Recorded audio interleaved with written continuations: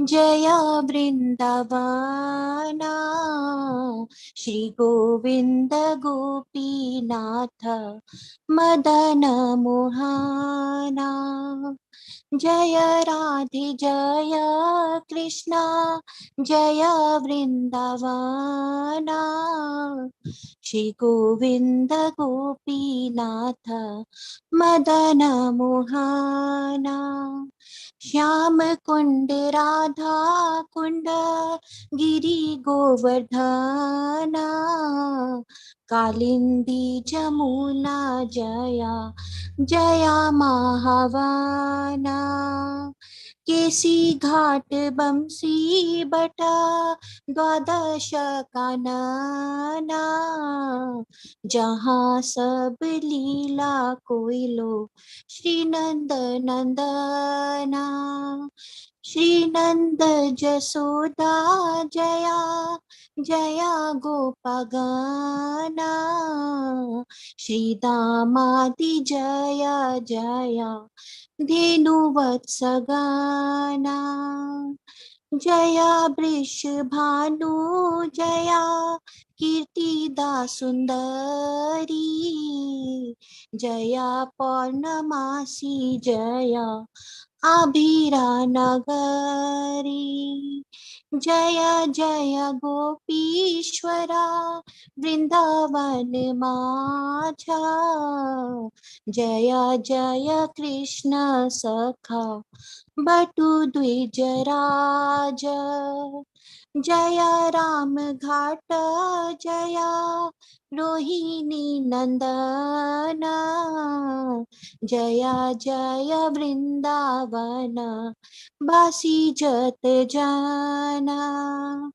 जया द्विज पत्नी जया नाग कन्या गाना भक्ति तेज हारा पाइलो गोविंद चराना। श्री रास मंडल जया जया राधा श्याम जय जय रास लीला सर्व मनोरम। जय जयोज्ज्वला रसा सर्व रस सारा पार किया भावे जहाँ ब्रजते प्रचार। श्री जानवा पादा पद्म कोर्य स्मरण दीन कृष्ण दासे को हे नाम संकीर्तन। जय राधे जय कृष्णा जय वृंदावन श्री गोविंद गोपीनाथ मदन मोहना। हरे कृष्णा कृष्णा कृष्णा हरे हरे हरे राम राम राम हरे हरे। हरे कृष्णा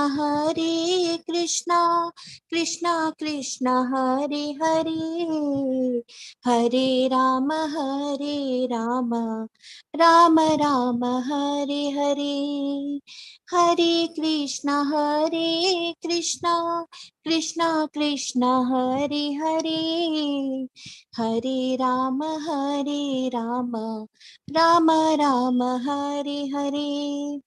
हरे कृष्णा कृष्णा हरे हरे हरे राम राम राम हरे हरे। हरे कृष्णा कृष्णा हरे हरे हरे राम राम राम हरे हरे। हरे Krishna Krishna Hare Hare Hare Ram Ram Ram Hare Hare. Hare Krishna, Krishna Krishna, Hare Hare, Hare Rama, Rama Rama, Hare Hare, Hare Krishna, Krishna Krishna, Hare Hare, Hare Rama, Rama Rama, Hare Hare, Hare Krishna, Krishna Krishna, Hare Hare, Hare Rama, Rama Rama, Hare Hare. Jaya Radhe Govinda, Radhe Govinda, Radhe Govinda, Jaya Radhe Govinda, Jaya Radhe Govinda, Radhe Govinda, Radhe Govinda, Jaya Radhe Govinda, Jaya Gauranitai, Gauranitai, Gauranitai, Jaya Gauranitai, Jaya Gauranitai. Gauranitai, Gauranitai, Jayo Gauranitai, Jaya Jaya Prabhupada, Prabhupada, Prabhupada, Jaya Srila Prabhupada, Jayo Jayo Prabhupada, Prabhupada, Prabhupada, Jaya Srila Prabhupada. Hare Krishna, all glories to the assembled devotees. Hare Krishna. Hare Krishna. Thank you, Tanvi. Thank you so much. Hare Krishna. Hare Krishna, everyone. Thank you. Hare Krishna, ma'am. Welcome, Mataji. Thank you for coming, everyone. So today is the last day of the 18-day sessions. Okay, let's start with the prayer first. Om Agyan Timirandasya Gyananjan Shalakaya Chakshurunmilitam Yena Tasmai Shri Guruve Namaha.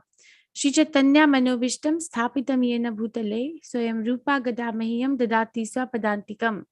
Hey Krishna Karna Sindhu Dinbandhu Jagatpate Gopesha Gopika Kanta Radha Kanta Namastute Taptakanchen Gaurangi Radhe Vrindavaneshwari Vrishpanusute Devi Pranamami Haripriyayi.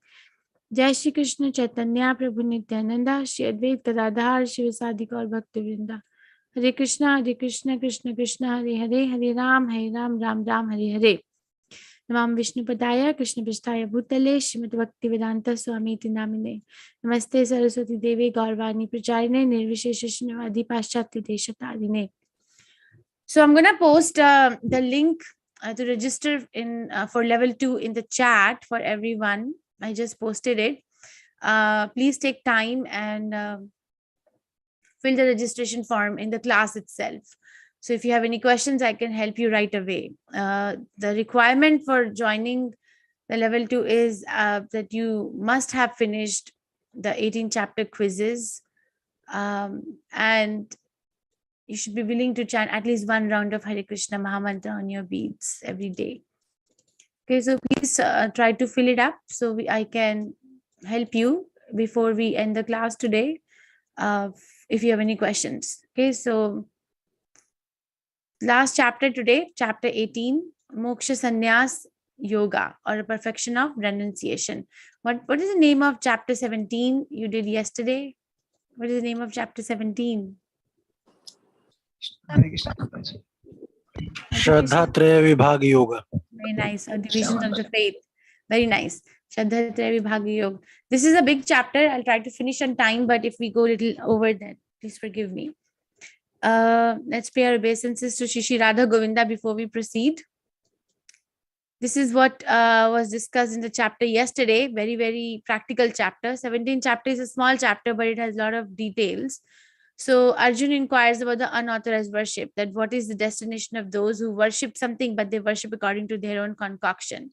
And Krishna answers that 3 modes determines one's faith and worship from verse 2 to 7, then foods in 3 modes from 8 to 10, sacrifices in 3 modes, 11 to 13, then austerity is also in 3 modes, 14 to 19 verse.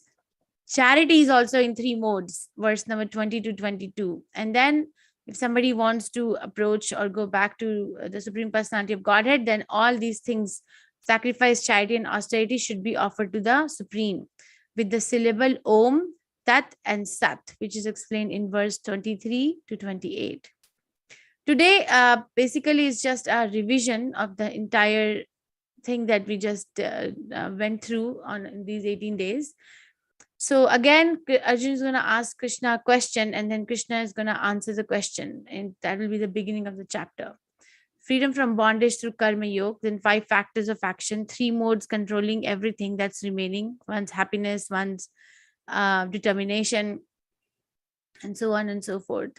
Then purification through Varnashram Dharma, Brahman platform, and pure bhakti. And then the conclusion by Sanjay. So this is Arjun's question in the beginning of the chapter. Arjun uvacha sanyasayasya mahabaho tattvam ichhami veditam tyagasya cha hrishikesha prithak keshan sudhana. Arjun said, "O mighty am one, I wish to understand the purpose of renunciation, tyag, and of the renounced order of life, sannyas, O killer of the Keshi demon, master of the senses." So he's asking that he wants to know the purpose of renunciation or tyag.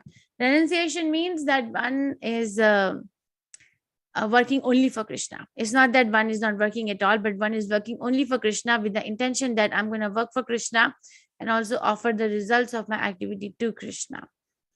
Okay, and then so he wants to understand what is the purpose. And of renounced order of life. Renounced order of life for sannyasis to be situated in that kind of renunciation, not just wearing a yellow a saffron robe, but also to be situated in that kind of a renunciation or that kind of a life where one is working for Krishna and giving fruits to Krishna.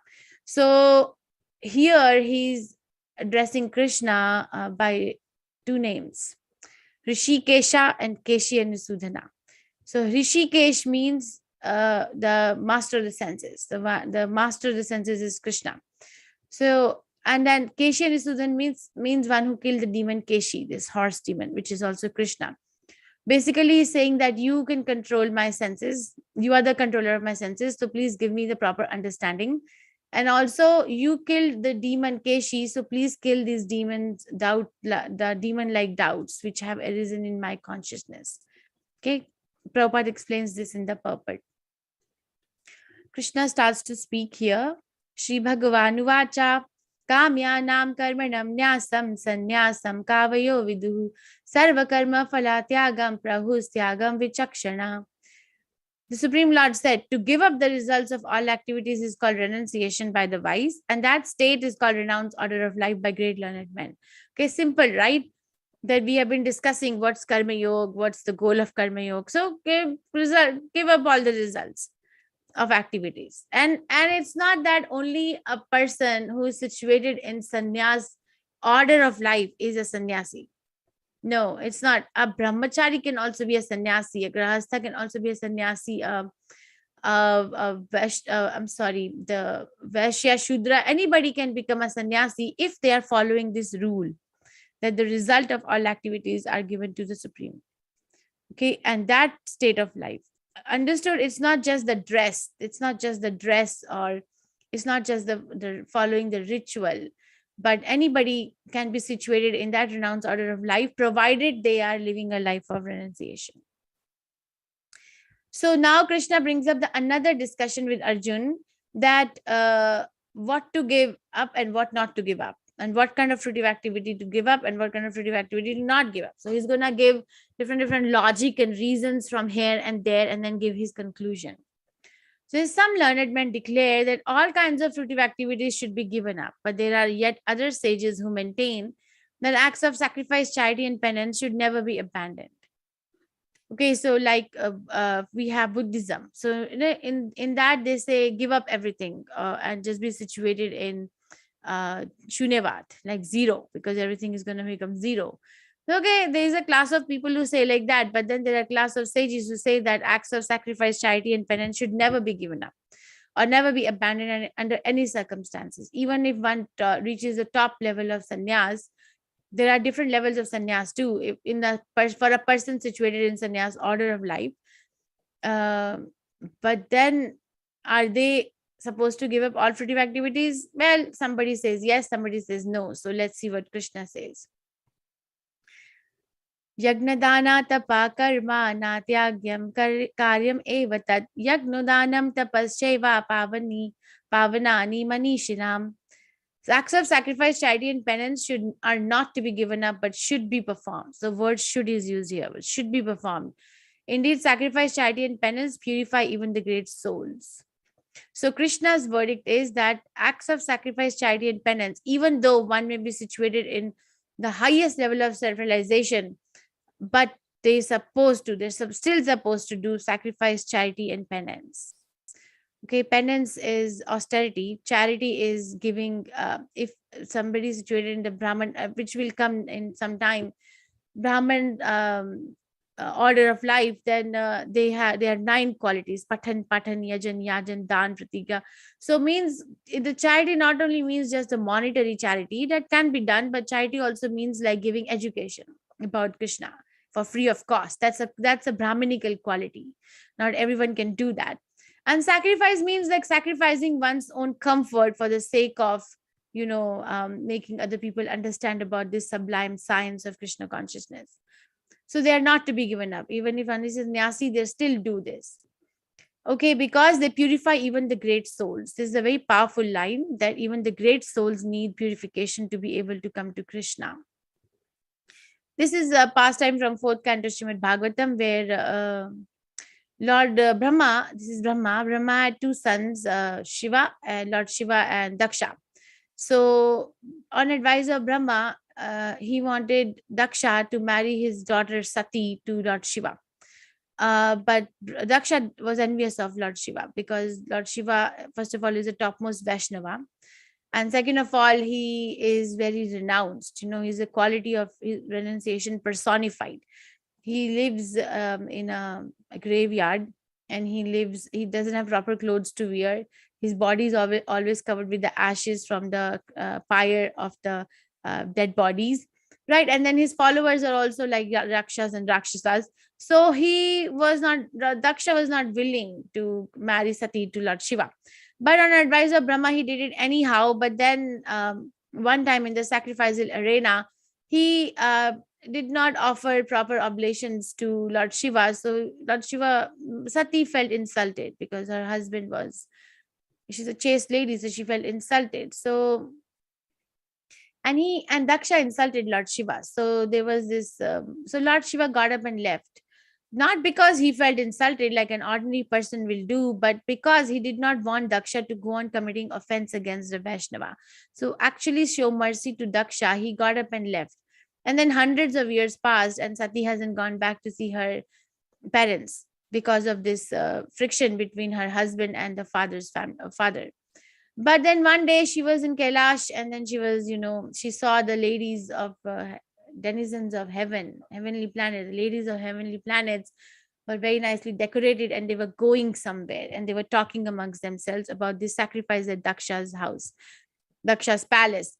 So Mother Sati asked the ladies that, where are you going? She said, oh, there is this big sacrifice in Daksha's palace. We are all invited. We are going there. The minute she heard about her father's house, she got interested that she wants to go. She wants to go and meet her mother, her sisters, her father, everyone, because she hasn't met them in a very long time. So she comes to her husband and says that, I want to go. And Lord Shiva says that, but we are not invited.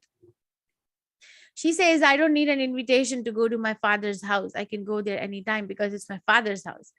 So Lord Shiva tries to explain her that how it will not sit well with her, but ultimately he gives in. He said, okay, if you want to go, I will send you with proper respect and proper decorum, but I will not go.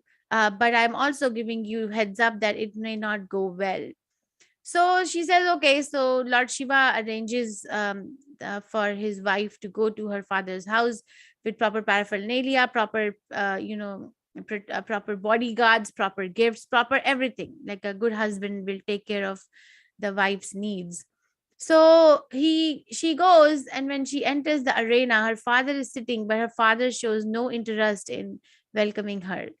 So she feels hurt.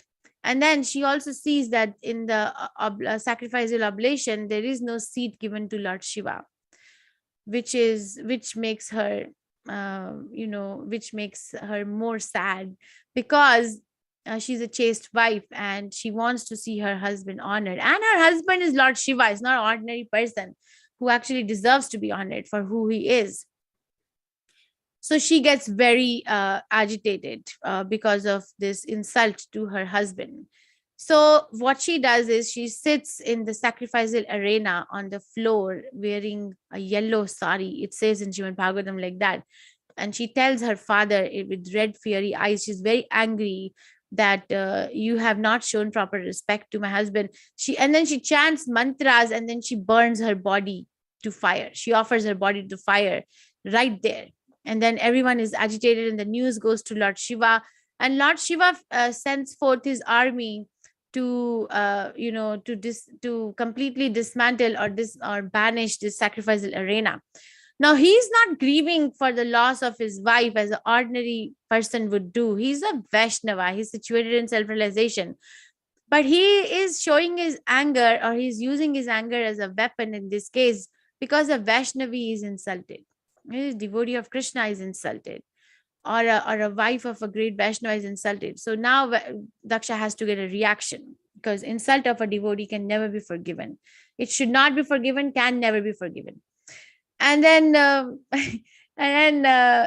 Lord Shiva comes, and then he orders his chief of the commanders to behead Daksha. Just take his head out, kill him. So he beheads Daksha, but Daksha is not dead yet. So Brahma then goes to, and then Lord Shiva returns to Kailash, and he's peaceful, and he's again sitting in meditation. And then Brahma goes to Kailash to pacify and pray to Lord Shiva to give his head back, Daksha's head back. So then Lord Brahma pacifies Lord Shiva and then says, okay, I'll give his head back, but his mentality is that of a goat, so I'm going to put a goat head. So he puts the goat head on the head of Daksha. This is the first head transplant. There has not been any in modern worlds at all. So he has a goat head. But Prabhupada writes that even despite of getting a goat head, Daksha still remembered his mistake, and then he apologizes to Lord Shiva. He seeks apology. So Prabhupada writes in the purport, and we were like, we got like goosebumps remembering. I'm thinking about the same time we were all reading this from Srimad Bhagavatam in the temple one time, that Prabhupada said that we see from the pastime of Daksha and Lord Shiva, and Daksha receiving the head of a goat from Lord Shiva, we understand that Daksha did not forget anything. He's talking like a learned man. So in the modern science, it is said that the intelligence is the function of the brain, right? If somebody's brain is damaged, then we say that, oh, this person is delayed now. It cannot become like a vegetable, right? But from this pastime, we understand that actually the intelligence is the function of the soul, and the soul is situated in the heart. So despite of having that head, he's still very, very oriented. Okay, so acts of sacrifice, charity, and penance should never be given up. Etani api tu karmani sangam tyaktva phalani cha kartavyanitit me partha nishchitam mattam uttamam. All these activities should be performed without any expectation of result. They should be performed as a matter of duty, O son of Pritha. That is my final opinion. Okay, it's not that, okay, I'm going to do so many sacrifices and then I'm going to get this result back. No, because the result has to be given to Krishna. If it is, like for example, Arjuna is going to fight the war, right? So now there are two ways he can fight the war. One is that Duryodhana's mentality, like, I'm going to fight the war so I can win the kingdom and I can rule and I can banish everyone else in the opposing party. And the other thing is that I'm going to fight the war because Krishna wants me to fight the war. There is no other reason. I have no other reason. Which one is more in the alignment of the principles of karma yoga? Which one? Which of the two? Very quickly. Which of the two is more Because in alignment? Krishna wants me to do it. Second one, Mataji. Nice. Okay. Everyone is awake. Thank you. Okay. Now, different people in different modes of nature will do and will not do the prescribed duties. Okay. For example, in verse 7, person situated in the mode of ignorance will not do prescribed duty. And the reason is because the person is in illusion, does not know what to do, what not to do. Person situated in the mode of passion will also not do prescribed duty because of the difficulties of the duty or the fear. Person in the mode of goodness will do the prescribed duty because it's a duty, disinterested obligatory duty, like Prabhupada says like that sometimes. Okay, That's how different people in different modes will react. Then Krishna is going to talk about sankhya. It is a very big sankhya philosophy. Sankhya means counting, and sankhya also means analyzing it to the core. O my dear Arjun, learn from me of the 5 factors which bring about accomplishment of all action. They are declared in Sankhya philosophy to be place of action, performer, senses, endeavor, ultimately the super soul. So basically, he's saying that there are 5 factors which bring about any action. Like, for example, in this particular painting, we see that there is a marketplace. Okay, so there is a place of action. We got to have a marketplace. Then we have the performer, we have the buyers, you have the sellers. Then we have the senses. Everyone has to have the senses. Like, for example, this lady is trying to buy this cloth by touching it, by seeing it, and then she's going to talk. Then she walked to the store. Similarly, everyone else have the senses. Then the endeavor. It takes a lot of endeavor on the part of the shopkeeper to build a shop, to stock the shop, to keep the material in circulation, to manage. And then there's a lot of endeavor on the part of the buyer also to go in this example. But ultimately, Krishna is the ultimate factor. If Krishna doesn't sanction, these all 4 factors will not manifest. Okay, so if somebody says that I'm the only doer, that person is of very, very menial intelligence, because they don't see the other things. Okay, this is another example. Let's say that we want to build a temple, right? So we need a place of action. Then we need the performer of the action. And the performer of the action should have an endeavor, and they should have senses, right? And then ultimately Krishna. If Krishna doesn't sanction, then all these things are not going to manifest. Therefore, one who thinks himself the only doer, not considering the 5 factors, is certainly not very intelligent and cannot see things as they are. Okay, the sign of intelligence is discrimination. One should be able to know properly, not by their own concoction, but properly means that by the injunctions of Guru, Sadhu, Shastra, that's proper. As the things as they are, not as the person is, but how the things are. Okay, now he goes more down to the more analysis. This is the knowledge, the object of knowledge, and knower are the 3 factors which motivate action. Okay, this is the subtle level. Prabhupada explained in the purport that we do the action subtle in the mind before we actually do it with our body. For example, if somebody has to travel, from one place to another place, an intelligent person will try to acquire the process that how am I going to go? Like, am I going to walk there, fly there, or take a train, or take a bus, or take a scooter, or how am I going to go, right? And then what am I going to do there, right? And who is it that I'm going to meet? Or is the person just going to get up in the middle of the night and just, start going somewhere? What will that person do before actually reaching to the place? What is the Decide where to go. Formulating a travel plan before going there. So thank you very much. So you are understanding that before actually we do an action with the body and the senses, there is an action done within the mind and intelligence. That's what it is, the knowledge, the object of knowledge, and knower. Okay, and then when the person is doing the action with the body, then the senses, the work, and doer comprise the threefold basis of action. The senses, we have 5 knowledge acquiring senses and 5 working senses. So then the person uses them because of the plan in the mind and intelligence, and then they accomplish the work because of those senses, and then they are one of the doers. The ultimate doer is Krishna, but one of the doer is the living entity also. They comprise the threefold basis of action. I give an example. Let's say that somebody has to cook. Okay, that's somebody has to do a meal planning. So they're not gonna cook the next morning lunch, especially in India. People do that everywhere. But just to give an example, 2 days ago.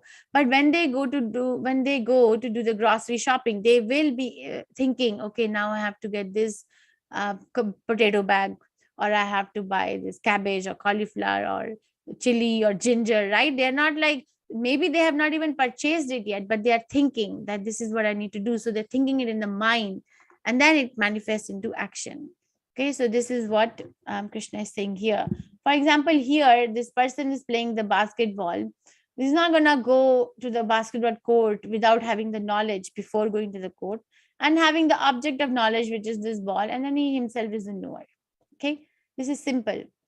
And this starts the majority of the chapter. The majority of the chapter is in the center of this chapter, which is Krishna spends a lot of verses explaining the remaining things that were in the three modes of material nature. Like we have read so much so far, starting from chapter 14, especially as to the three modes of material nature, how they are affecting us. And here he starts to touch upon the remaining things.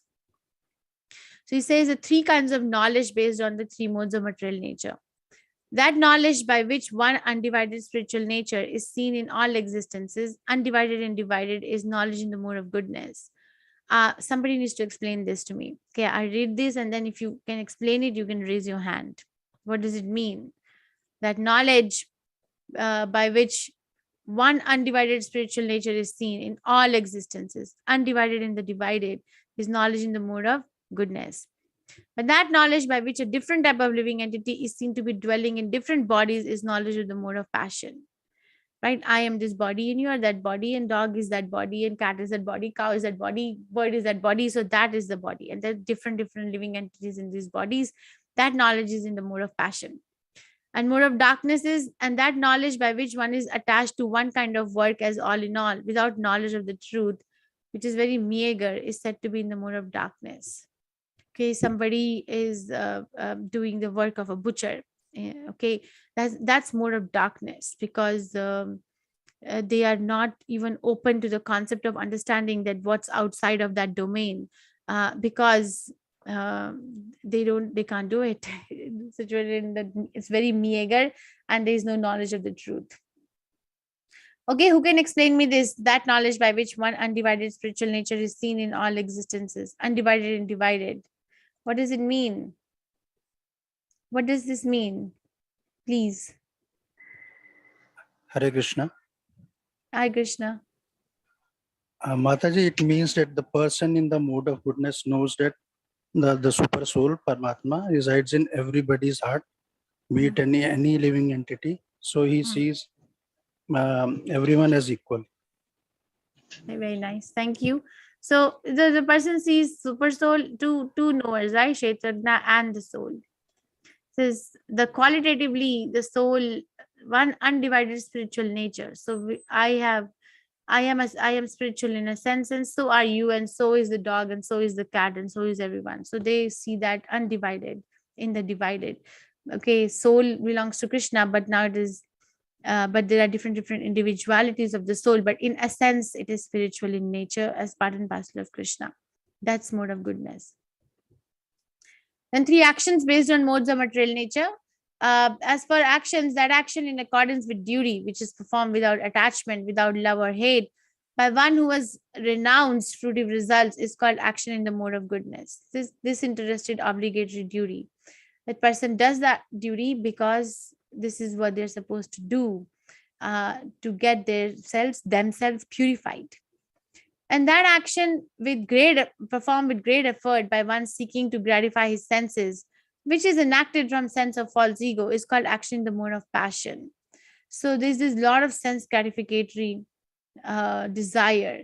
You see, this is so practical. When we do some activity, pause and think, maybe consider pausing and thinking before actually performing the activity. That what is my motivation behind this activity? Is my motivation is to satisfy my desires and satisfy and get my greed fulfilled, or is the motivation is to serve the Supreme Personality of Godhead under the supervision of a spiritual master? What is my motivation? Okay, and that action performed in ignorance and delusion without consideration of future bondage or consequences, which inflicts injury, is impractical, is said to be in the mode of ignorance. You see, unnecessary killing, wars, or meat eating, this is in mode of ignorance, because person is not considering the future bondage.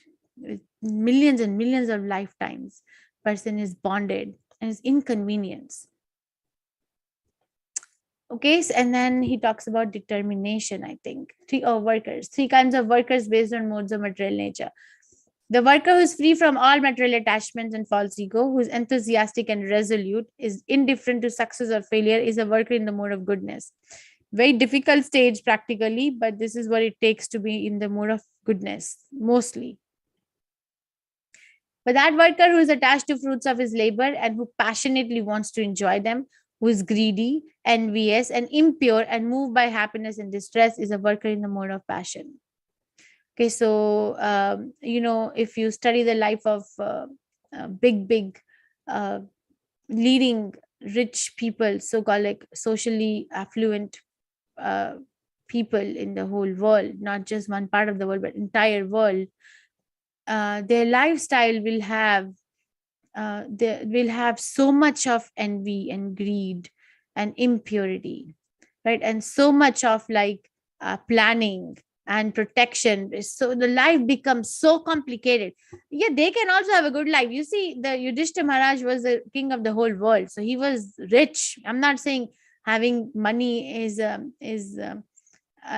negative aspect of becoming Krishna conscious. No, they were kings who were Krishna conscious, right? Dhruva Maharaj, Amrish Maharaj, Yudhishthira Maharaj, Parikshit Maharaj, Arjun, so many of them, they're very rich. Now, these rich people are nothing in front of the richness that they had. But they were not in the mode of passion. They were in the mode of goodness, or actually some pure goodness because of Krishna's, in the Krishna factor. But a person who just has a wealth and does not have devotion, does not have a desire, that life is Supreme Personality of Godhead is saying, I'm not saying, this greedy, envious, impure, moved by happiness, distress. So there's no happiness in as such. And that worker who's always engaged in work against the injunction of the scripture, who is materialistic, obstinate, cheating, and expert in insulting others, who is lazy, always morose, and procrastinating, is a worker in the mode of ignorance. Okay, so a person who is materialistic, obstinate, cheating, like Namanisha Prabhu gave example of a gambling. Gambling is fitting everything. Like there's cheating, they're expert in insulting others, they're obstinate in doing the wrong thing, very lazy in terms of doing something practical for themselves or for our community, and they're always sad and procrastinating, like always delaying. Tomorrow I will do, tomorrow I will do, tomorrow I will do. That procrastination is a sign of ignorance. Okay, so the three kinds of intelligences are also in the modes of material nature. So, son of Pritha, that understanding by which one knows what ought to be done and what ought not to be done, what is to be feared and what is not to be feared, what is binding and what is liberating, that understanding is established in the mode of goodness. Okay, so in function of the intelligence is to discriminate that what to do and what not to do. Okay, that's discrimination. So that intelligence, if it is situated in proper consciousness in terms of purification, then that's mode of goodness. But mode of passion, intelligence functions like this. And that understanding which cannot distinguish between the religious way of life and the irreligious, between action that should be done and action that should not be done, that imperfect understanding, O son of Pritha, is in the mode of passion. So I'll tell you what I learned from Namanisha Prabhu. He says that, you see, the person in the mode of passion is aware. Then it's not that they are not aware, but they're aware what's religious, what's not religious. But then they still go with something which is irreligious because they have their vested interest. But a person in the mode of ignorance, that understanding which considers irreligion to be religion and religion to be irreligion, under the spell of illusion and darkness, and strives always in wrong direction, O son of Partha, is in the mode of ignorance. The person in mode of ignorance has no sense that what's in religion and what's not religion. For example, in Kali Yuga, animal sacrifice is prohibited. You cannot sacrifice an animal for the purpose of self realization. But some places there is animal sacrifice going on. Right, Prabhupada gives example of Kali Puja, this Puja, they're sacrificing, but it's in the mode of ignorance. because the purpose of sacrifice is to uplift oneself spiritually. But that kind of sacrifice is not going to lead to the upliftment, but is going to lead to the darkest mode of ignorance. Tama. Like tama is the darkest mode of ignorance. There are 5 kinds of ignorance. Okay, 3 kinds of determination. So asana pritha, that determination which is unbreakable, which is sustained with steadfastness by yoga practice, which controls the mind, life, and acts of senses, is in the mode of goodness. This is Krishna consciousness. You see, the practice of chanting Hare Krishna Mahamantra gives this unbreakable determination. You see, a person who is not situated in chanting of the Hare Krishna Mahamantra, even with offenses, in the beginning, even with that, but they're still doing it because it's a duty of the human being to chant Hare Krishna Mahamantra in this age. Then slowly, Prabhupada explains this, the bhava changes, the nature changes. And slowly, the goal for self-realization becomes clear. And then nothing can shake them. There'll be so many situations in life, so many people in life who might try to drag that person down and say that you're losing out this thing in life, you're losing out that thing in life. But a person situated in that kind of determination knows that there is nothing which is lost, because there is a control of mind, life, and acts of senses. That is mode of goodness, and that is sustained by chanting the Hare Krishna Mahamantra and following Krishna conscious lifestyle. And that determination by which one holds fast to fruitive results in religion, economic development, and sense gratification is of the nature of passion, O Arjun. So dharma, artha, kam. You see that I'm going to do dharma or follow some religious rites so that I can get artha or economic development. And why do I need economic development? Kama, sense gratification.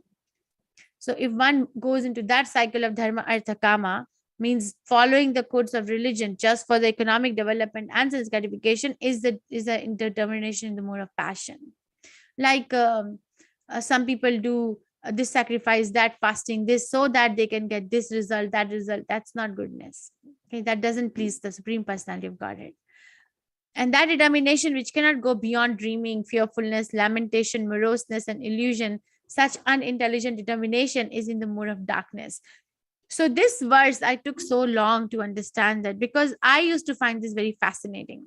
That determination means one needs to be determined to be dreaming and fearful and lamenting and morosing. I couldn't understand, but how is it possible that there is this element of determination in doing all these things? But then there is, do you know some people, or have you heard of some people, or do you personally know, who just loves to sleep, just loves to, if you go to wake them up on a weekend, they say, oh, it's just 11 o'clock in the morning. Oh, it's just 1 o'clock in the afternoon. I'm going to sleep. 20 hours or 24 hours. They can sleep. Right? Yes. We all know or have heard in our lifetime such thing, or because they are very used to dreaming. So if you tell them, a person in the mode of goodness or passion will say, my God, how can you sleep so much? And a person in the mode of darkness is determined. This is determination. I'm not gonna get up. I'm just gonna sleep. Or some people are very used to lamenting. Everybody laments in the material world. There's not even a single person who is not. If they are in pure devotee of Krishna, then that's different. But in general, we are lamenting the loss of something and hankering for something which we don't have. But then there are some people who have this lamentation as a personality trait, that, okay, oh my God, I got late. Oh my God, this happened today. Oh my God, so the worrying personality, that's in the mode of darkness, such unintelligent determination, because they're determined to not to change. So practical, Krishna consciousness is practical. And who would have thought that there are 3 kinds of happiness in the modes of material nature? I would have never thought. Okay, but Krishna says there are 3 modes, 3 kinds of happiness. So that happiness which in the beginning may be just like a poison, but the end is just like a nectar, and which awakens one to self-realization, is said to be the happiness in the mode of goodness. Okay, so poison in the beginning and nectar in the end. Chanting 16 rounds of Hare Krishna Mahamantra on the beads. Oh, getting up early in the morning. Oh, but that poison in the beginning. But it awakens one to self-realization, so it becomes nectar in the end. Okay, so that's happiness. That kind of happiness is the mode of goodness. But that happiness which is derived from contact of senses with the objects and which appear like nectar at first but poison at end is said to be of the nature of passion. See, we discussed this in 5th chapter Bhagavad Gita, 22nd verse, right? Remember that verse? Krishna says there, Yehi samsparshaja bhoga dukkha yonaya evate adi antavanta kantaya nateshu ramate buddha. So yehi samsparshaja bhoga, that happiness which is derived from contact of sense and sense objects. I gave example of drinking beer or liquor at that time, that the sense object is the beer and the sense is the tongue. So when the tongue is in touch with that beer, there is this feeling of happiness which appears nectar in the beginning, but ultimately it's poison. That kind of happiness, any happiness that we derive from touch of senses and their objects, we have 5 knowledge acquiring senses, 5 senses of action, anything. If it is in the mode of passion, then that happiness is not going to last. And that happiness which is blind to self-realization, which is delusion from beginning to end, which arises from sleep, laziness, and illusion, is said to be of the nature of ignorance. See, our happiness and determination are so interconnected. So here, somebody is happy just to be sleeping or just to be lazy. Nothing, I'll do nothing. Or being an illusion that this life is all in all. I am the body. And when the body dies, I die. And whatever I have to do in this life, and eat, drink, and enjoy. So that kind of happiness is totally in ignorance. Totally. Okay. So I had asked this, I think somebody answered, that knowledge by which one undivided spiritual nature is seen in all living entities, though they are divided into innumerable forms, you should understand to be in the mode of goodness. So they're seeing the same soul occupying different species. And Prabhupada's determination was unbreakable, right? O son of Pritha, that determination which is unbreakable, sustained with steadfastness by yoga practice, which controls the activities of mind, life, and senses, is determination in the mode of goodness. This person's life is thou-tailed in controlling the mind, not giving up. But our modern education, our modern society, and if we are not in Krishna consciousness, teach each other to give up to the dictates of the mind. But that's not yoga. That's bhoga. Okay, the 4 kinds of ashrams. This is Varnashram system based on the modes of nature. So these are the 9 qualities of a Brahman, 7 qualities of a Kshatriya, 4 qualities of Vaishya, and 1 quality of Shudra. Okay, it's not by birth. It's guna and karma. Not that, tell me, if somebody is born to a father who is an advocate, does the child automatically become an advocate because they're born to a father who's an advocate? No, not Automatically? necessary, Mataji. Or Not is it that there necessary, is Mataji. that's not, no, never. Not, it's not that not necessary is not the answer. Never. You have to never, work. never. So, and then if a father is a neurosurgeon, or the father has a child, a girl or a boy, so because the father is a neurosurgeon, now this child is a neurosurgeon too, you will go and get operated or send someone to be operated from this person because their father is a neurosurgeon? No. You'll do that because they have to acquire that quality. So birth is not a criteria, at least in the scriptures. Thank you. Yeah. Birth is not a criteria at all for anything. It's the guna and karma. Guna is like, what guna are we situated in? Mode of goodness, passion, or ignorance? Karma, and based on that guna, what is my karma? So Brahman are situated in goodness, so they have these 9 qualities. Shamodamastapasacham shantir ajavam evacha jnanam vijnanam astikyam brahma karma svabhavajam. Peacefulness, self-control, austerity, purity, tolerance, honesty, wisdom, knowledge, and religiousness. These are the qualities by which the Brahmins work. Okay, so these, if not that because I'm born in a Brahmin family, I am a Brahmin. No. Are you peaceful? Do you have this quality of socham, self-control, shanti, austerity, purity, tolerance? These, no, then I'm not Brahmin. Okay, let's be honest.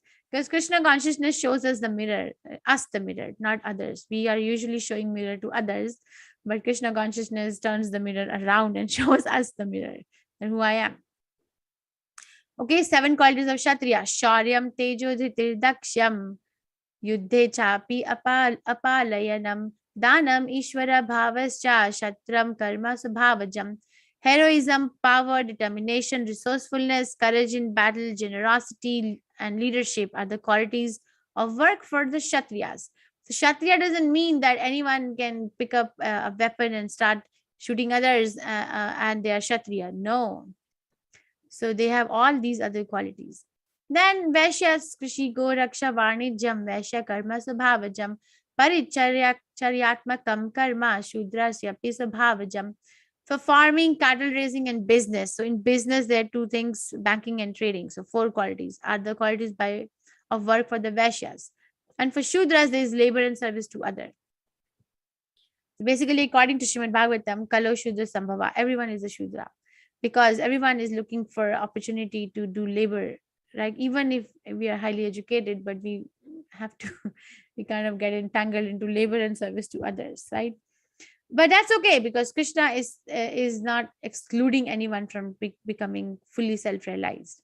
But be honest. Yatha pravattir bhuta nam yena sarvam idam tatam swakarmana tam abhyacharya siddhim vindati manavaha. By worship of the Lord, who is the source of all beings and who is all pervading, in the performance of his own duty, attain perfection. So it's not that one has to become a Brahmana to be able to worship Krishna. No. A Brahmana can worship Krishna. A Kshatriya can also worship Krishna, like Arjuna is doing it. A Vaishya can also worship Krishna. In fact, Krishna gave his childhood pastime to Vaishya devotees who were situated in the Vaishya dharma, right, in Vrindavan. So upkeep of the cows, the agriculture, the business, so they can also worship Krishna. A Shudra who is offering labor to others can also worship Krishna. So they don't have to become a Brahmana only to worship Krishna, because Krishna is freely available. Okay, so by worship of the Lord, who is the source of all beings and who is all pervading, man can, in the performance of his own duty, attain perfection. So we don't need to actually compare ourselves to anyone else. And Krishna emphasizes this a lot in Bhagavad Gita, that find out what you can do personally for the Supreme Personality of Godhead. And we cannot say that I cannot do anything, because then that's not being honest. You see, the honesty means that I am given some quality by the Supreme Personality of Godhead, because he's saying it, I can do it. Right? So I just have to figure out what is that quality. Okay, so you have to find your niche in Krishna consciousness, and you have it. Everyone has it, because Krishna has given it. Shreyan swadharmo vigunaha paradharmat swa anushtitat swabhava niyatam karma kurva napnoti kilbhisham. It is better to engage in one's own occupation, even though one may perform it imperfectly, than to accept another's occupation and perform it perfectly. Prescribed duties according to one's nature are never affected by sinful reactions. You see, now Arjun, if we take Arjun's case here, Arjun is the Kshatriya. So he has this, the Kshatriya qualities. But in a battlefield, he wants to go and live like a renunciant in the forest, eat the fruits from the trees, does not want a kingdom to rule, and wants to live alone and wants to meditate. Right? This is what he wants to do. But Krishna has discouraged him thoroughly, saying, better to engage in one's own occupations. You're a Kshatriya. Just by your nature, you're a Kshatriya. You'll never be affected by sinful reaction if you worship me through your Kshatriya dharma. Easy. Krishna consciousness is not difficult. But even though you may be able to do it imperfectly, you still do it. It's a very encouraging statement from the Supreme Personality of Godhead. The more we read, the more we discuss, the more we portray questions, the more we understand. So my spiritual master was teaching this verse one time, and he said that, you see, we think that unless and until I am able to offer Krishna the complete service, my service is not accepted. Like, for example, if somebody is involved in project of, let's say, building a temple. Now there's so much endeavor involved, and then there's so many time limits, and so much of outreach to be done, so that Krishna can have this place of worship, and people can take advantage for the advantage of others. But let's say that somebody in the project is not able to finish the project. Something happens. So will Krishna not be able to accept that service, whatever they did? No, Krishna can complete anything. He can even accept an incomplete service. So it may be performed imperfectly, but it is still better. It is still better to accept than accepting another's occupation and performing it perfectly, because there's going to be a sinful reaction. Okay, so one who is self-controlled and unattached, who disregards all material enjoyments, can obtain by practice of renunciation the highest perfection stage of freedom from reaction. So, and that only happens when we get attached to the service to Krishna. Unattached doesn't mean that we are not attached to anything and we are just hanging in the air. No, it means that I am attached to Param Drishtva Nivartate. I was listening to Prabhupada last night. He was explaining Param Drishtva Nivartate. He said, you see, there's a small child. A small child has something in the hand, and they have a toy, let's say. Okay, and then you go and give them a better toy. Have you seen the small children? They just drop what they have and then they take what you have to give, like what they find is better. Do you have an experience like that? Prabhupada was saying yesterday, I was listening the lecture. Yeah. So Yes, you give Mataji. this, so it's very Yes, cute to Mataji. watch, actually. Okay, so very cute to watch that this child has something in the hand, and and then you go and give them something else. They just drop it and then take the other thing. So it's not that they are now unattached, they are attached to something superior. So Krishna consciousness is a superior life. It's superior consciousness and superior engagement. So that is why the inferior things are not attractive anymore, not attractive. Person is situated in Krishna consciousness with sincerity of the heart will hesitate to do sense gratification. He'll hesitate. There'll be a sense of hesitation in the heart that, I really don't want to do this. Okay, so Brahma Bhuta Prasannatma na sochati na kankshati sama sarveshu bhuteshu mad bhaktim lavate param. One who is thus transcendently situated at once realizes the Supreme Brahman. He never laments nor desires to have anything. He is equally disposed to every living entity. In that state, he attains pure devotional service unto me. So this is the qualification to attain pure devotional service. This is not the pure devotional service per se, but this is the qualification that when one achieves the equanimity of their mind. Doesn't mean that they don't see what is happening outside, but they're not affected by it. For example, I'll give you an example. Let's say that it's a lot of rain is pouring. There's a downpour. Okay, it's a lot of rain. But the person has a very good person is sitting in the car and the car windows are closed, and the car is very strong. So there may be a lot of rain outside, but will the person get affected by the rain? The person get wet in the rain? Will the person get sick in the rain? No, right? Because the person is protected inside the car.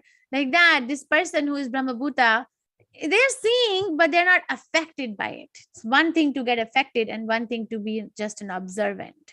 Two different things. Bhaktya mama bhijanati yaman yaschasmi tatvataha yato mam tattvato gyatva vishate tad anantaram. One can understand the Supreme Personality of Godhead as he is only by devotional service.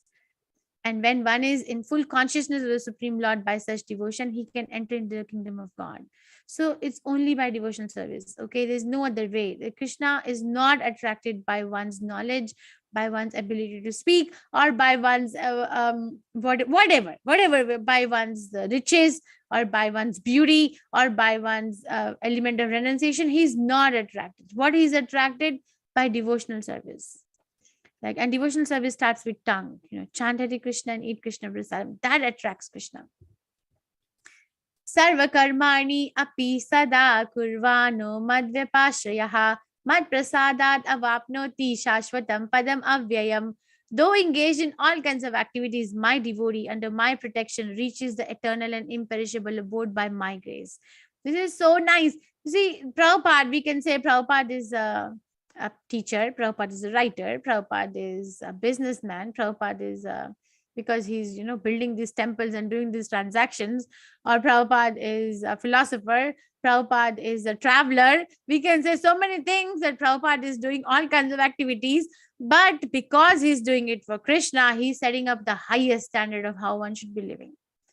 You see, a common man will also do these things, but they are not doing it for Krishna. So it is very common. They're not going to go to Krishna, right? But Prabhupada did everything that a businessman will do. Prabhupada's net worth in today's world is unmatchable. They don't talk about it, but Prabhupada himself talks about it. His net worth will always be unmatchable for next 10,000 years. What Prabhupada, even in the material calculation, what Prabhupada has. But because it is with such pure consciousness and for the service of the Supreme Personality of Godhead, it is so enriching. Machitta sarva durgani mat prasada tarishyasi atha chetvam ahankara nashosyasi vinakshasi. If you become conscious of me, you will pass over the obstacles of conditional life by my grace. If, however, you do not work in such consciousness but act through false ego, not hearing me, you will be lost. See, Krishna, this is how a teacher teaches a student. This is, I've given you different angles, what to do, what not to do, how much to do, when to do, why to do. Okay, but you still have an independence. Ultimately, if you do it, then this is what is going to happen. You'll be able to cross over the obstacles by my grace. If you don't do it, you don't hear me, and you act through your own menial identity or false ego that you're the body and you know better, then you'll be lost.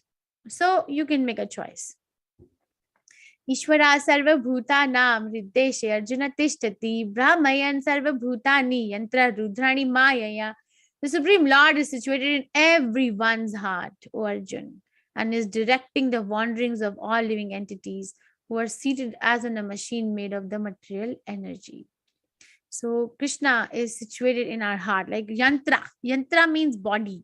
So this body is a machine given by the material energy. It is a machine, right?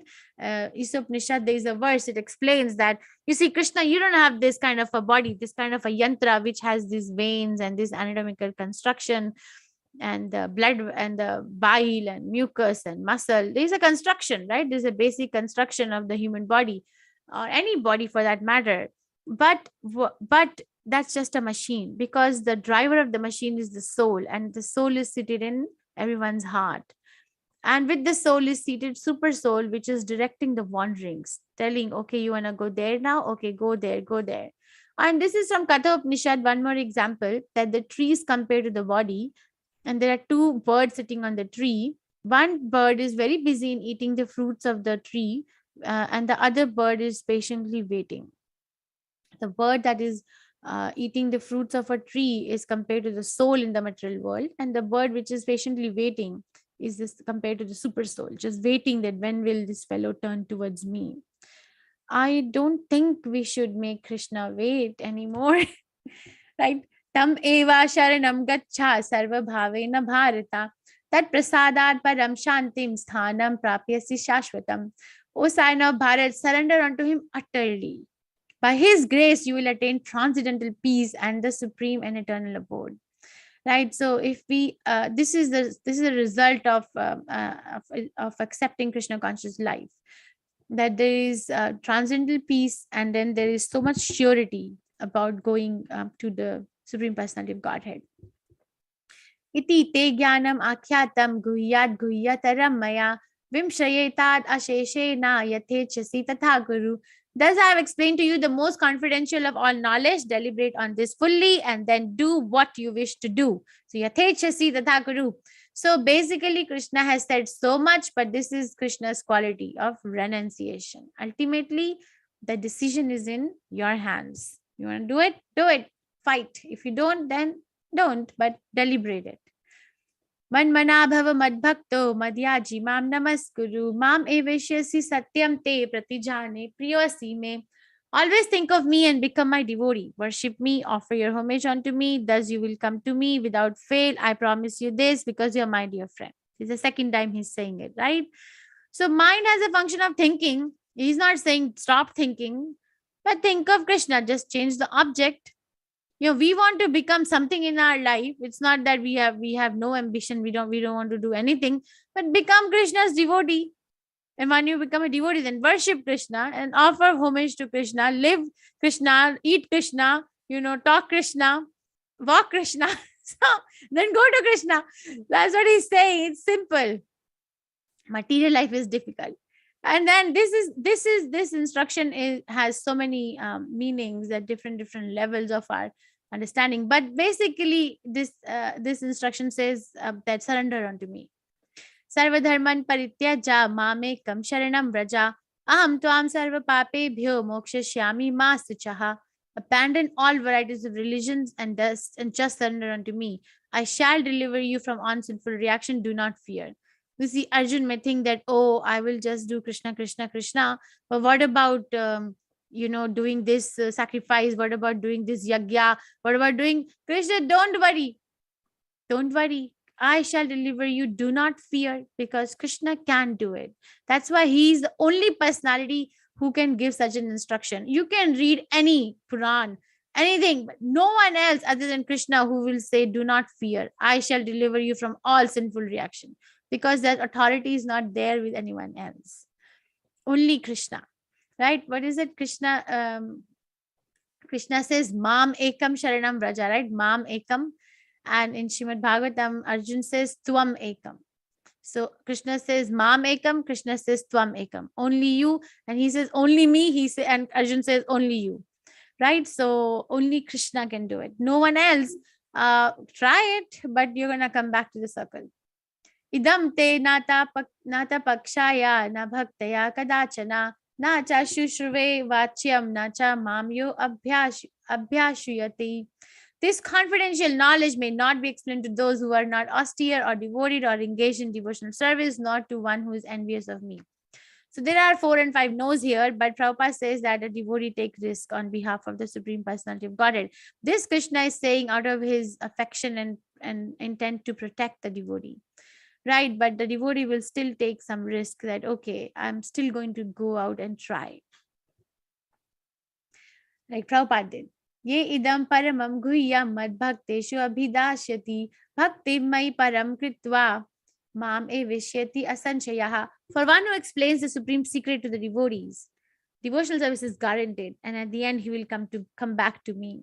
So it's not that the person who's giving is going to be bereft of anything. Krishna is saying you're guaranteed to come back. Guarantee.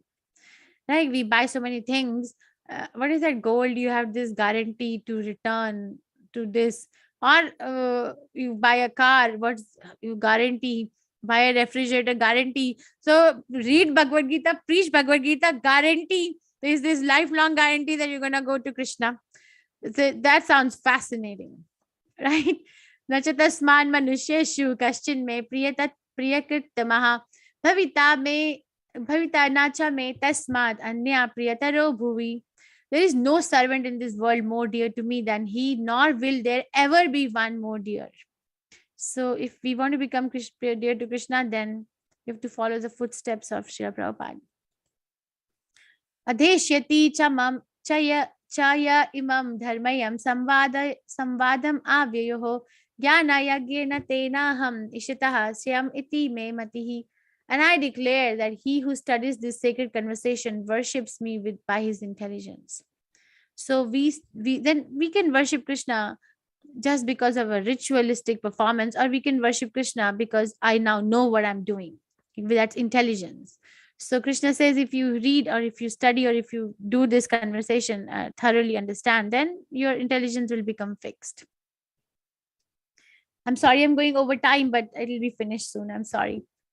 Shraddhavan anasuyascha shruniyad apiyo naraha so api mukta subhallokan prapnuyad punya karmanam. And one who listens with faith and without envy becomes free from sinful reaction and attains to the planet where pious dwell. Just by listening. You see, this 18 days we got so much rid of so many sinful reactions that we don't even know just by sitting and listening. Arjuna Vacha Nashto Moho Smritirlabdhva Tat Prasadan Mayachyuta Sito Asmi Gata Sandeha Karishyasi Vachanam Tava.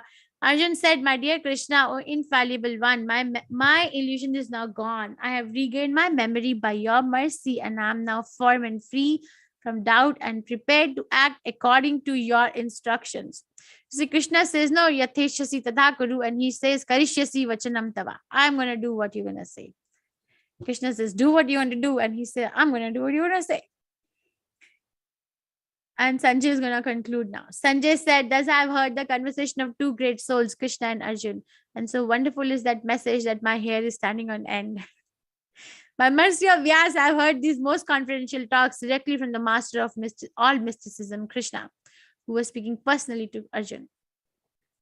O King, as I repeatedly recall this wondrous and holy dialogue between Krishna and Arjun, I take pleasure being thrilled at every moment. O King, when I remember the wonderful form of Lord Krishna, I am struck with even greater wonder and I rejoice again and again. Yatra Yogeshwaro Krishna, Yatra Partho Dhanurdhara, Tatra Shrir Vijayo Bhuti, Dhruva Nitir Matir Mama. Wherever there is Krishna, the master of all mystics, and wherever there is Arjun, the supreme archer, there will also certainly be opulence, victory, extraordinary power, and morality. That is my opinion. So basically, he has said that, the Kauravas are not going to win because they don't have Krishna, they don't have Arjun. So wherever there is, so you can bring Krishna in your life. Okay. So this is the chapter, freedom from bondage through karma. Arjuna asks the Krishna, what is renunciation and the renounced order of life? And Krishna answers, and he says, Pavanani Manishanam. So even the acts of sacrifice, charity, and penance purify the great souls and should never be given up. And 5 factors of action, which we discussed in verse 13 to 17, Panchayati Tasya Hetava. And 3 modes control everything. We studied so many aspects, 3 modes controlling from 18 to 48 verse. Natad asti prithivim va. There is nothing else in this whole world. There is nothing else other than the 3 modes. So if next time we try to blame someone, pause. Okay, pause. Because that person is acting in some mode of nature. What is that mode? Try to understand. You trying to become Krishna conscious, rather than trying to give in to the other person's mode, try to think that what mode is it, and then where am I going to react or respond from. Okay, so pause, because Krishna, now you have Krishna's knowledge, or develop on it and come to level 2, and then level 3, and then level 4. Okay, and I'm again putting this link, so register for level 2 now, because I can help you if there is a problem. Of purification through Varnashram Dharma from verse 41 to 48, where we studied it is not by birth that somebody becomes a Brahmana, Vaishya, Shudra, or Kshatriya. It is by the guna and karma. And this is very well explained. If you come to level 3, I think Nectar of Devotion will teach you, we'll read. That it is very well explained that who has an ability to become Krishna conscious. Who? So Rupa Goswami Prabhupada explains that even a dog eater, a person born in the family of a dog eater, is called Chandal. A person born in the family of a dog eater can actually become the purest of pure devotees just by accepting the principles of Krishna consciousness. So powerful.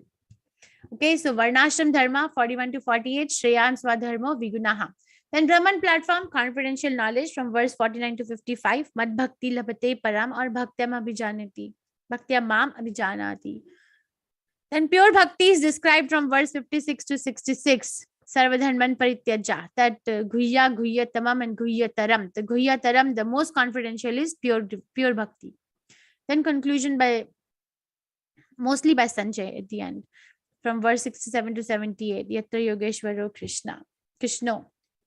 Okay, so this is a prayer from Chaitanya Charitamrita, Madhya Leela 7 chapter verse 96. Chaitanya Mahaprabhu used to sing this.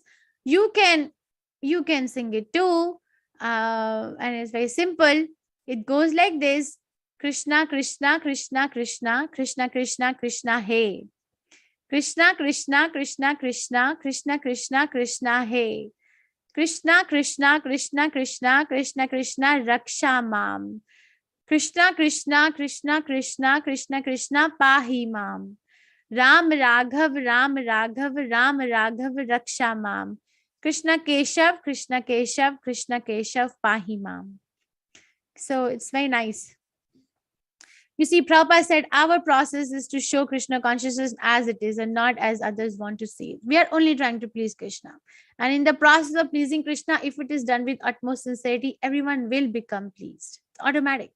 You put food to the stomach, the fingers, the eyes, the head, the nose, everything will get a nourishment because you're putting the food at the proper place. So if you try to please Krishna, your life will fall into place from all aspects. Like we have 5 domains of health, right? All 5 domains will be aligned. It's a promise from Krishna. So Hare Krishna, Krishna Krishna, Hare Hare, Hare Ram, Ram Ram, Hare Hare is now the mantra of your life. Okay. We'll share the donation link. Give something out to Krishna. What's the problem? He'll give you back 10 times, 100 times more. Okay, everything that we discussed was based on the teachings of His Divine Grace, Abhay Charanaravin Bhaktivedanta Swami Prabhupada, founder Acharya of ISKCON, and of course, Namanishta Prabhu, who is the temple president. This 18 days is his brainchild. He's the one who came up with the idea. None of us came up with this idea of Paradukha Dukhi. I was in the middle of the pandemic, and I think the most benefited person, I am the most benefited person of all these things. But it was his thing, and I'm very grateful to my team. Everyone, to name a few, Meenakshi Mataji, Rupa Mataji, Harshita, who's here, who actually helped me take classes because I couldn't take classes for so many days in between. And also so many other, the girls, school-going girls, Sapna, Ananya, and Dr. Rao. He's a physician, but he still doesn't want to give up his service with us. There's so many of them. And Harshita is a lawyer. Rupa Mataji is such a busy mother and so many other responsibilities, but they leave everything and they come. Thank you. So this is, please pay your obeisances and I will pay mine to Shri Radha Govinda. So we conclude with for their pleasure. And this is Gita Mahatmya, which I will play and then we will read the meaning today. And then one short video I have to encourage everyone to read Prabhupada's books. And then we can take up some questions. Atha Gita Mahatmya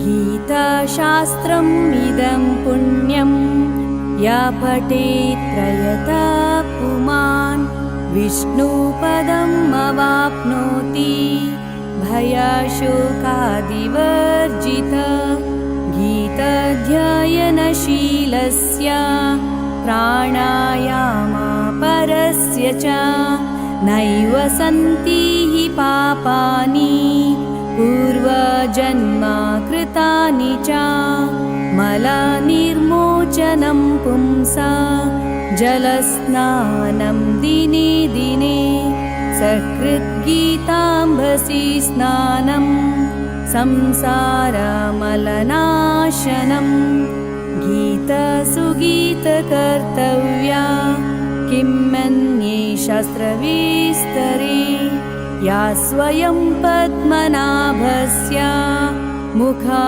Padmadini Sruta Bharatamrita Sarvasvam Vishnurvaktra Dvinisritam Gita Gangodakam Pitva Punarjanma Navidyate Sarvopanishado Gavo Dogdha Gopalanandana Partho Vatsa Sudhir Bhokta Dugdham Gitamritam Mahat Ekam Shastram Devaki Putra Gitam Eko Devo Devaki Putra Eva Eko Mantrastasya Namani Yani Karmapyekam Tasya Devasya Seva Gita.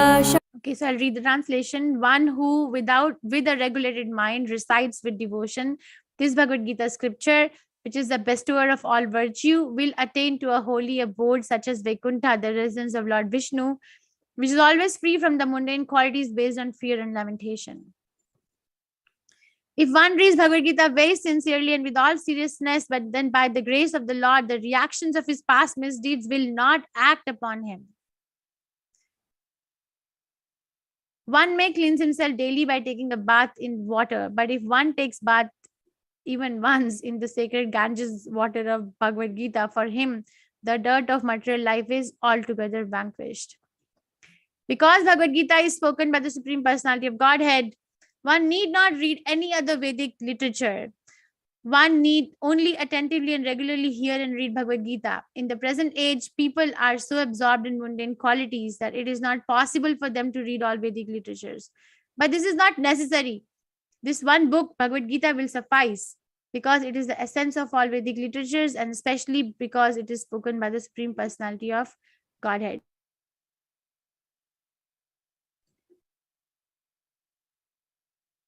Okay. By drinking the Ganges water of the Gita, the divine quintessence of the Mahabharata emanating from the holy lotus mouth of Lord Vishnu, one will never take rebirth in the material world again. In other words, by devotionally reciting the Gita, the cycle of birth and death is terminated. All the Upanishads are like a cow, and the milker of the cow is Lord Sri Krishna, the son of Nanda. Arjun is the calf, the beautiful nectar of Gita is the milk, and the fortunate devotees of the fine theistic intellect are the drinkers and enjoyers of that milk. This is written by Shankaracharya, by the way. There need be only one holy scripture, the divine Gita sung by Lord Sri Krishna, only one worshipable Lord, Lord Sri Krishna, only one mantra, his holy names, and only one duty, devotional service unto that supreme worshipable Lord Sri Krishna. Okay, so I had so much fun with all of you. Please register, please do that, and let's listen to this 2-minute or maybe 1 minute. Don't you read all this? Don't you read all this? Do you read? No. If you don't read, then you'll feel restless. Let me go from Japan to India, from India to Japan. You are restless because you don't read. I am laboring so hard for you, but you don't take advantage.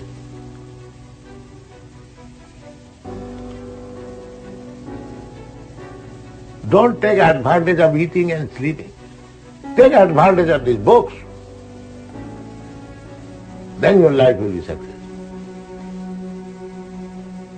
My duty, I am giving so valuable things, day and night, trying to convince you, each word to word. And if you don't take advantage of this, then what can I do for you?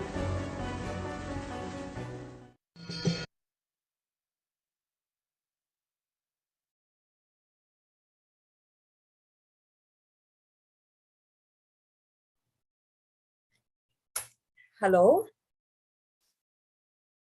Yours is muted. Oh my God, sorry. Yeah. So thank you. Yours So is muted. I'm saying that please take advantage of Prabhupada's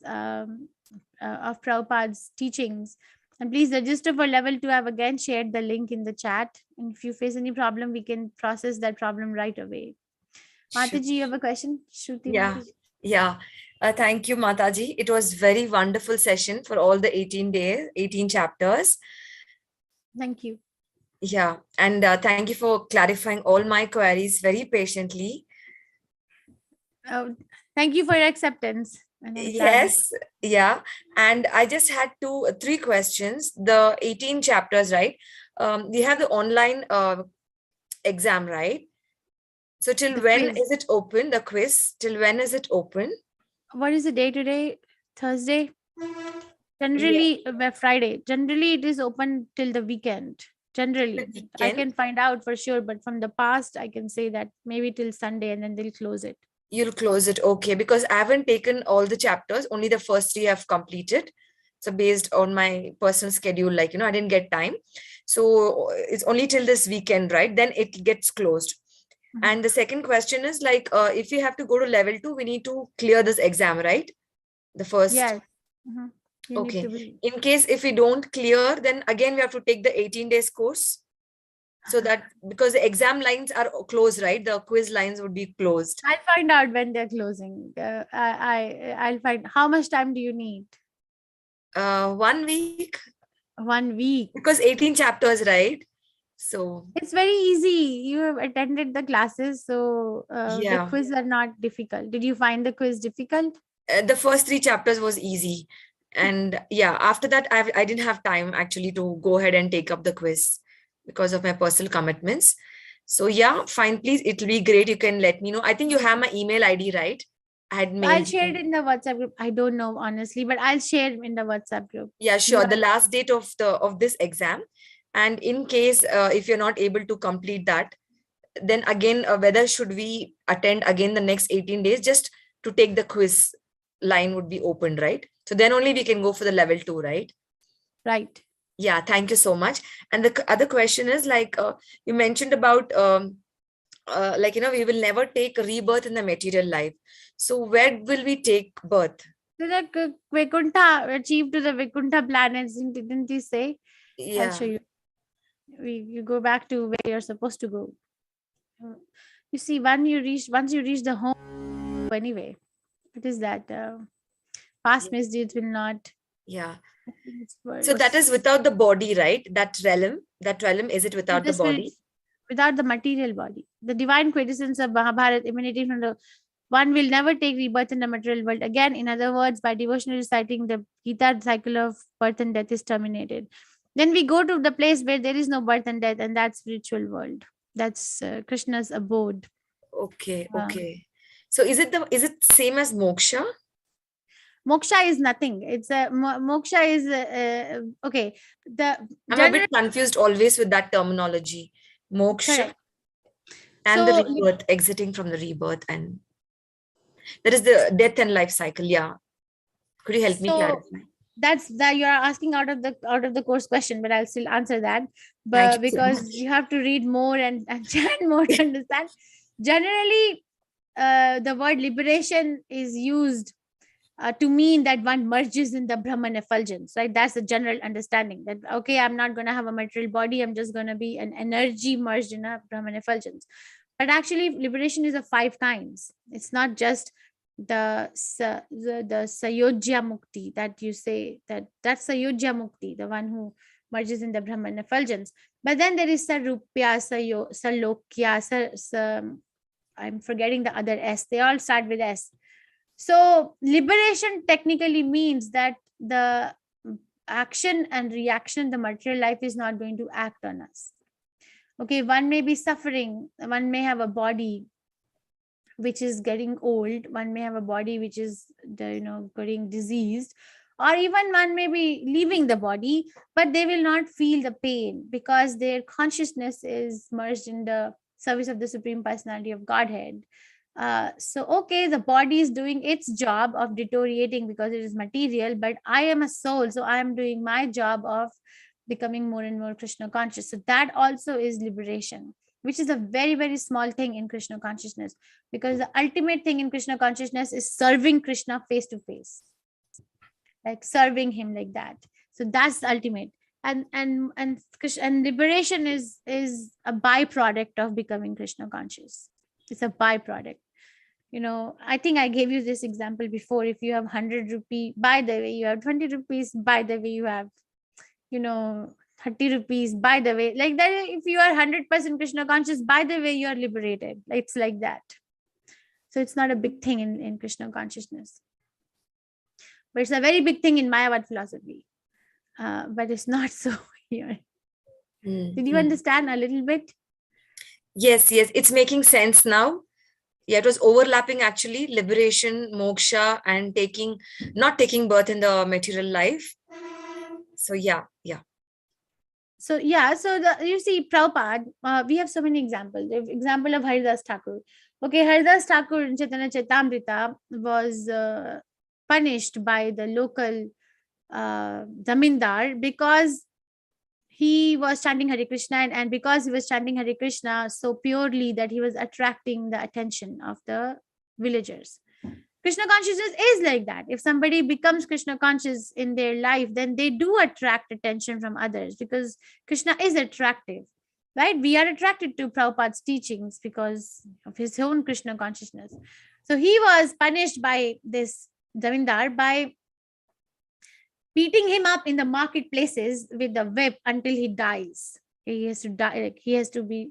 So he was beaten up, I think 21 or 22 marketplaces. But we don't hear that Haridas Thakur was saying, "Oh, don't beat me. Oh, it's hurting so much. Oh, stop it." I was actually like completely immersed in his body somewhere, and his consciousness is somewhere. So that's liberation, not affected. Prahlad Maharaj, that's liberation. Okay. Which is not a big thing in Krishna consciousness. Yeah. And not the ultimate goal also. Yeah. Wonderful, Mataji. Hari Om Tat Sat. God bless you and hope to see you in the next sessions. Yeah. More Thank energy you for to you. joining. Hari Om. Yeah. Hare Krishna. Hare Krishna. Yeah. Thank you. Any other questions? Anyone having any problem with the registration? I'm again going to share the link for level 2. Yes, Mataji, Ketaki, Bogile Mataji, Hare Krishna. First of all, thank you for this lovely session of 18 days. It has been every day new revelations, and today's class was absolutely mind-blowing because we could understand each and everything in the 3 modes. And I think it will help me realize where I am, and plus sometimes understand how the other person is reacting, why he's reacting, and maybe help myself out of such difficult situations. I wanted to have a clear idea about those 5 factors that affect, like, actions, performer, senses. If you can give me a little bit more detail about that. Sure. Thank you for your appreciation. And I think Harshita is here. So I think she's the one who deserves more thank you than me, because I was not there as much. So thank you. No, Mataji, I would really no, everybody, like Rupa Mataji, Harshita Mataji, as you said, Ananya, Swapna, those 2 girls really inspired me. Now I'm really trying to learn how to recite these shlokas. My next step will be that. So really, each and even those kirtans that happen at from 2:30, I really would like to. I don't know the Mataji's name who recites every day. I make it a point to attend that also, and I'm really grateful for her.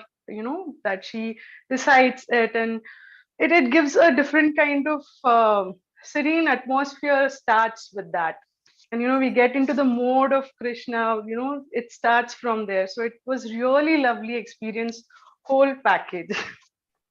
Thank you for your appreciation. Mataji, 5 factors is sankhya is place of action, performer, senses, endeavor, and ultimately the super soul. So for example, let's say that you want to cook in your kitchen, right? Very simple thing in your house. So first of all, you need a place of action. You need a kitchen. You need the stove. You need the vessels. You need everything. Yes or no? Yes. And then you need the performer. You need a cook. Because even if the kitchen is there, but there is no cook, there is not going to be an automatic cooking, right? And then the senses, the one who's gonna cook needs to have the senses to cut, to clean, to see, to walk around, to go make the purchases, right? And to think, the intelligence, think of the recipes.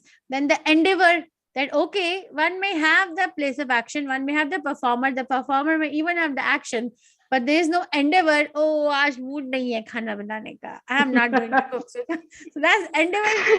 Then also there'll be no cooking, right? But then the endeavor is needed.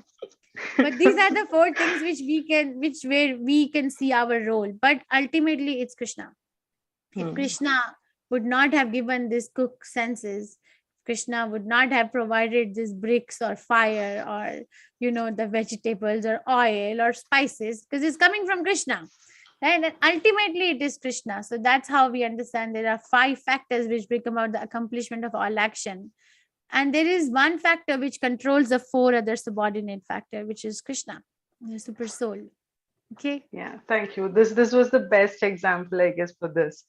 Mood nahi hai, I'll always remember that. And one more thing, Mataji, thing is the link that I wanted to register, it says weekends at 8 p.m. So it starts from this weekend. I think it's ongoing. What is it, Mataji? Weekend for 8 p.m. What did you say? What class? The slot, English slot for 18 weeks, the next session. It says. I don't know. I think it will start from this weekend, but I'm not sure. When you will join the group, you will be directed to the WhatsApp group and they will tell you the schedule. No, basically thing is this 2 weeks I'm not available. I'll be traveling, but I want to continue this. So if I don't join this particular batch, will there be another batch where I can join? Next month. Next month. Okay. Okay. No issues. So then I have to register at that time? Right. But you can catch up with the recordings too, because you only miss like 2 chapters. We take 1 chapter in a week. 2 days, just 1 chapter. But the timing will be the same, right? Timing doesn't change. 8 p.m. Saturday, Sunday, or the timing also changes for the next batch? I don't know. That depends on for the month of June you're asking. Okay. Then I think I'll for just. The month of June or the June. Yes. So that June. honestly, that depends on the availability of the teachers. Like that, not all teachers can teach level 2, 3, 4, right? So okay, that depends on the availability. So that's decided around that time when we have to open the registration. ठीक है. Fine. Thank you, Mataji. Yeah, Thank sure. you. Okay, one question in the chat. After soul leaves the body, super soul accompanies the soul till next birth. Always. Not just till next birth. Always. The soul cannot live without super soul. There's no energy. The soul needs energy to live, and that's given by super soul. Always. Not just Hare next Krishna birth. Mataji. Okay. Hare Krishna Mataji. Dhamma Pranam Mataji. I have one question from your presentation. That was very beautiful session. Mataji, I want to ask what are certain games that comes in the criteria of gambling that we should not play? What are the games that comes in the criteria of gambling? What are the games? Games. What are the games that comes in the criteria of gambling? I don't have a list, honestly. Neither did I thought, but I know gambling per se. I don't know, Mataji. I know that even the stock market is gambling. And any sport that has been mundane, like Prabhu says that, like let's say the whole world is mad after cricket or baseball or basketball, that's gambling basically. Because your mind is always thinking where is going to be the ball, who's going to be winning, who's this, who's going to be. So the whole human energy is misdirected to the wrong spot. Okay. And you should be thinking. This is the big thing, that stock market is a gambling too. Okay. I have one more question from slide, Mataji. Yeah, casinos. I have searched right now, casino and all, bingo and all that game. In that slide, there was 4 watch that was showing 4 different timings. What does that show? Does the that determination show which is unbreakable? Goodness, passion, ignorance mode, or what does that watch show? That 4 watch in the slide. This one? Yes, Mataji. This is just Prabhupada's schedule, that Prabhupada is round the clock absorbed in Krishna consciousness, be it 6 in the morning or 8 in the morning or 5 in the evening or 1 in the night. Prabhupada is 24/7, like unbreakable, with unbreakable determination serving Krishna. Okay. Thank you, Mataji. Thank you. Okay, Hare Krishna. Okay, I think we are done. Thank you very much again. Thank you, Harshita, for your sweet friendship and taking the class and becoming a devotee of who you are. I've seen you grow. Thank you. Dinesh Bhatt Prabhu, thank you for telling that 5 kinds of liberation: Salokya, Samipya, Sarupya, Sarashti, and Sayodhya. Salokya means same lok, same planet. Samipya means being near to Krishna, near. Sarupya means having the same roop as Krishna. Sarashti means having the same opulence as Krishna, I think. And Sayodhya Mukti is the one that Brahman effulgence, where you go and hang yourself in the air. The Mayavadis do that. Okay. This is explained in Bhagavatam and also Isupnishad and also Nectar of Devotion.